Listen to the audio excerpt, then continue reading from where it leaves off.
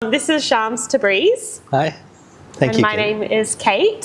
Thank you. So today we're going to be talking about how to navigate an affair when your career ends, or the ending of an affair, when your career and your reputation is on the line. So in this situation, first off, it can be incredibly scary. And because it feels like such a hill to climb, often the affairs will just continue for ages without any real resolution or any real boundaries, I'm going to say, of like, this needs to end, or what works and what doesn't work for me in terms of how we're approaching things. There's a real fear of setting these boundaries, because if you do, then you could be found out. So for people that are highly successful, it can be even more confronting. There's the fear of, if you're in a relationship with someone that's highly successful, then you could lose a significant portion of income because of how much you are, I don't want to say benefiting, because I just, for lack of a better word, it's really not the best use of word when saying benefiting from this. But when you're engaging with someone that's highly successful, of course you're going to be impacted by this. And people can have houses, they can have holidays with these people, they can have no job and have a wage from the person that they're engaging with.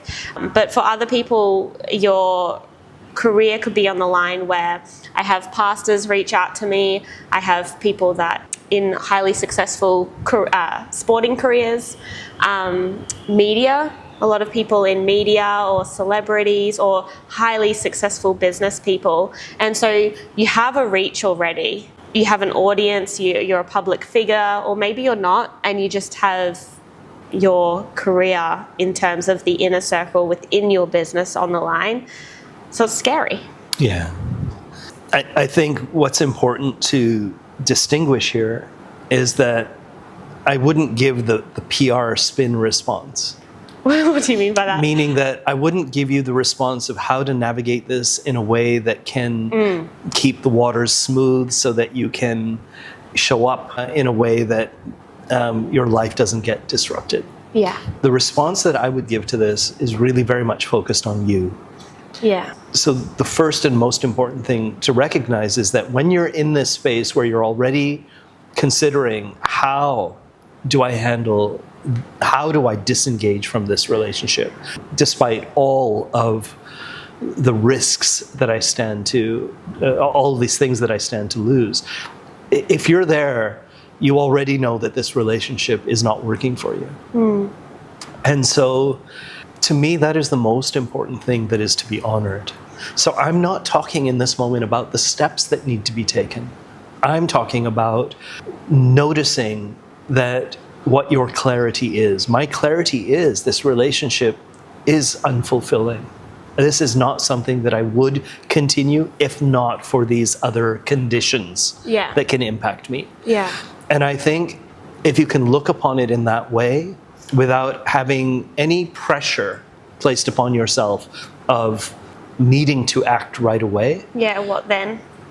Then this can be a process of gradually honoring yourself, loving yourself, and empowering yourself. Yeah. Our inability to act in the world for fear of losing things, whether it's material things or reputation, or we could lose our families sometimes when this kind of news comes to light. Fully. We should not have a need to operate in life out of fear. And so fundamentally, this is about putting yourself upon a journey of feeling empowered. And the only way that you're going to feel powerful in your own skin, in your own heart, in your own mind, is for you to get through all of the self-loathing, shame, guilt, and judgment that you will be carrying around this. Because that is also igniting the fear. Yeah. Your inability to act on what's best for you. Exactly.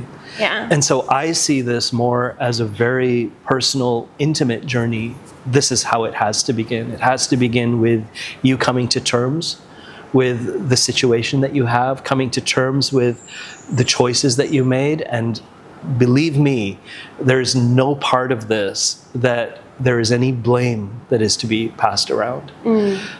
we are a product of the experiences that we have had through time. Life, yeah. And of course, we are so much more than that as well, right? But we cannot deny that we have, that our beliefs around this world, that our way of being in this world, that the way we navigate and the choices that we make, that all of this has been defined by what we've already experienced. And if we can learn to be compassionate with ourselves and to realize what has caused us to make unhealthy choices, because I have no problem in this moment defining this situation that you described as an unhealthy situation, because this is a person who's already clear they want to step out, but how do I do it? It's not serving you. Secrecy, the fear that affairs have, and... Exactly. Yeah. And so if we can come to understand what was behind that reality that led to this condition, this situation that we have in life, and if we can do that compassionately, it really begins to alter the dynamic. It's moving us ever more to a feeling of being free, of no longer carrying any weights of guilt, shame, judgment, blame, and through that, a sense of empowerment and clarity can emerge. And there will always be pathways, doorways that we can walk through, as difficult as they may be, but that can then lead to our freedom and our liberation. But to try and do that without first having resolved, without first having made peace with yourself, without first having given yourself an opportunity to gain a sense of worthiness and a sense of power and control over your own life, it would be a painful thing. This is why I would say in situations like this, slow down. Yeah. Don't necessarily rip the Band-Aid off. Yeah. Because you could be revealing a wound that is, it's not yet healed. Too hard to swallow. One of the things that is very central to your work is just the deep compassion that you have for all of your clients. Yeah. And I think this is the key, is it's in the experiencing of that compassion that you will also learn to feel compassionate towards yourself. And from that place, you're more and more empowered to make choices that will serve you, that will truly serve you. Fully, because I think like in this situation we have so much judgment, and the reality is society does judge us. Like if we tell a friend or a co-worker about what's going on, even if they're supporting us, there's often an energy of like, you're in a sticky situation, and that energy, and it is true, we are in a difficult situation, but it doesn't help to when we really need to lean on someone and they're kind of like, yeah, it's bad. It is scary. Like, to be honest, I went through this situation. I didn't have, say, a public reputation, and yet I really felt like I would lose this whole community of people that I had made over 7 years, and then lose my whole entire family. And you just have to eventually be willing to, I cannot no longer give up all of myself in order just to keep my reputation, or to keep the status quo. Right? And sometimes that means that you make really radical choices in your life. And so you went from living one kind of a life to creating a whole new way of being and working in this world. You created a whole new business out of this. And so there has to be that willingness, that true willingness to love yourself so much that you will do whatever it takes to find freedom. And really goodness, amazing goodness does come out of you fully honoring yourself. I think that's where you really need to have support, and you need to have people that fully understand the complexity of your situation without feeling like it's, I personally don't think it's too messy to be able to get through at all. It's absolutely achievable, and yet it does feel like a steep hill at times. I want to talk about the fear of our affair partner then either telling the world or putting our name out there, and having that fear and feeling like you want to hold back on certain actions or keep the peace with them or try to tend to them in order to not cause them to act in a way that is going to put you at risk. It's another tough one.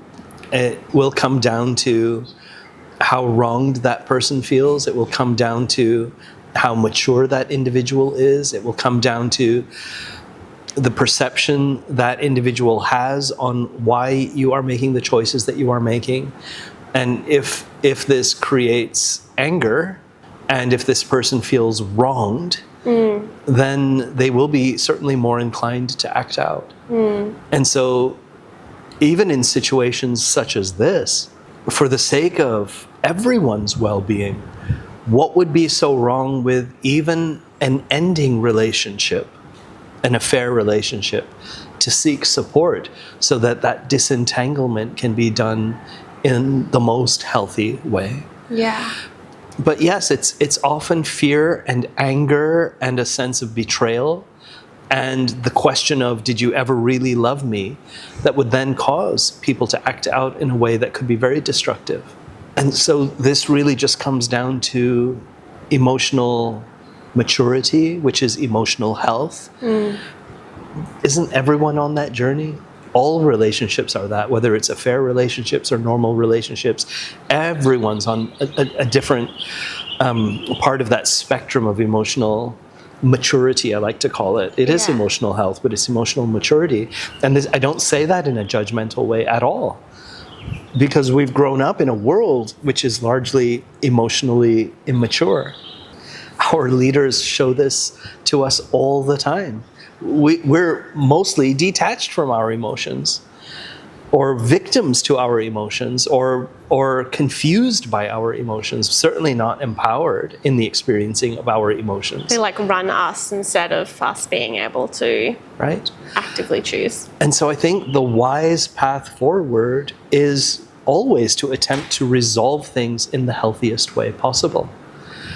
And that could certainly mitigate, lessen the impact, the aftershock of ending a relationship such as this. Yeah.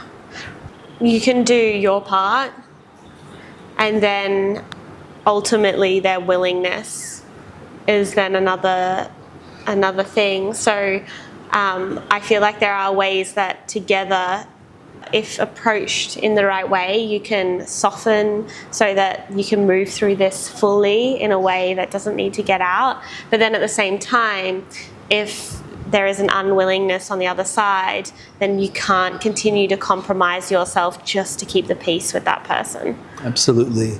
You can only ever live for yourself. You're responsible for yourself. You're responsible for your choices. You're responsible for your way of being in this world.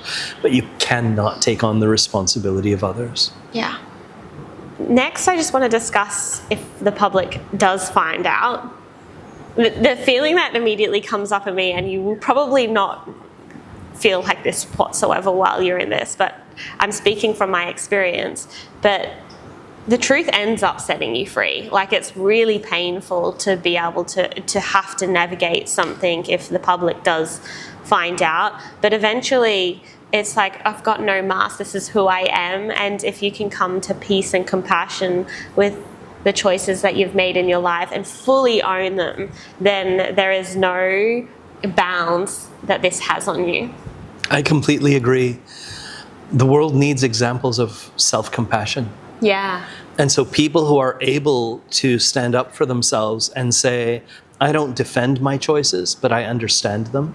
Yeah. And I love myself for having been through this journey, as painful as it has been. And I fully acknowledge that I have grown from it. Mm-hmm. But my growth doesn't necessarily mean that I fit within the model that you might perceive of what is right or what is wrong. Yeah. I simply know that my experiences have been this, and through the pain of those experiences, I have grown, I have expanded, I am wiser, and I will make choices differently in my future. Yeah. So this isn't about proving to others, oh yeah, I got it, and so now I can be approved of by you.